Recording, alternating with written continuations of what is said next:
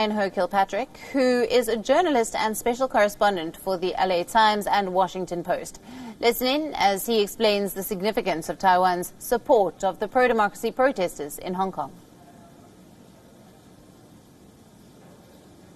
Yes, so right now, Taiwan has enforced this law governing relations with Hong Kong and Macau, which makes it difficult for Hong Kongers who have fled to Taiwan to get official status here, to seek asylum.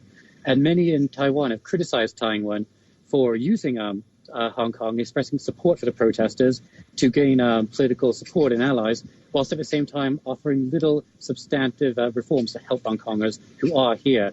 So she's just said that she's willing to invoke this Article 60 of these regulations, which say that if conditions in Hong Kong substantially change, then part or whole of these regulations could be scrapped, and that could open the way for a new asylum law to welcome in Hong Kongers who are fleeing here. And so that offers a new form of refuge and a shelter for Hong Kongers who are trying to escape persecution in the territory.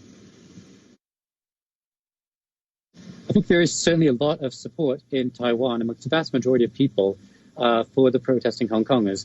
And there's also a lot of support in government as well. Over the course of the election in January, President Tsai frequently voiced his support for the protesters in Hong Kong, frequently expressed solidarity, and was swept back to power on the wave of public support. So there's a lot of support here, but it's also a very delicate political issue. And Tsai obviously is trying to be cautious, and in terms of how she deals with China. So she doesn't want to do anything too provocative.